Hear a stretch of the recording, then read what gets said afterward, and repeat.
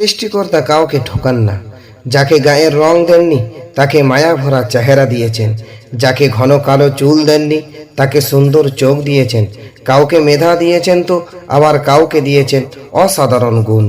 একজনকে হয়তো টাকা পয়সা দেননি কিন্তু দিয়েছেন অগাধ ভালোবাসার ক্ষমতা।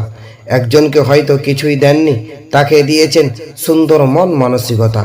কাউকে দিয়েছেন অসীম ধৈর্য, সকল পরিস্থিতি মেনে নেওয়ার অসাধারণ ক্ষমতা। আবার কাউকে কিছুই না দিয়ে দিয়েছেন মানসিক শান্তি। সৃষ্টিকর্তা কাউকে ঠকান না, একদিক দিয়ে ঠিক অন্য দিক পূরণ করে দেন। তাই আপনি যেমনই হন না কেন কোনো আফসোস করবেন না। আপনার রবের প্রতি সর্ব অবস্থায় শুকরিয়া করে বলুন আলহামদুলিল্লাহ। পাশে দাঁড়িয়ে ভরসা দেওয়ার লোক নেই, সামনে দাঁড়িয়ে পথ দেখানোর লোক নেই, কিন্তু পেছনে দাঁড়িয়ে সমালোচনা করার লোকের অভাব নেই। হ্যাঁ, এটাই হলো স্বার্থপর দুনিয়া। যদি দুধ নষ্ট হয়ে যায়, এটা হয়ে যায় দই। দই দুধের চেয়ে বেশি মূল্যবান।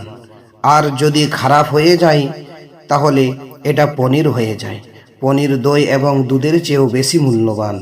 আর যদি আঙ্গুরের রস টক হয়ে যায়, এটা মদ হয়ে যায়, যা আঙ্গুরের রসের চেয়ে আরও বেশি মূল্যবান। তুমি খারাপ নও, কারণ তুমি ভুল করেছো। ভুলগুলো এমন অভিজ্ঞতা যা তোমাকে একজন মানুষ হিসাবে আরও মূল্যবান করে তুলবে ইনশাল্লাহ। জীবনে তুমি অনেক বড় হও, কিন্তু কাউকে ছোট করে বড় হতে যেও না। জীবনে তুমি অনেক হাসো, কিন্তু কাউকে কাঁদিয়ে হাসতে যেও না। জীবনে জয় করো, কিন্তু কাউকে কখনো ঠকিয়ে জয় করতে যেও না। জীবনে তুমি অনেক সুখী হও, তবে কাউকে কষ্ট দুঃখ দিয়ে সুখী হতে যেও না।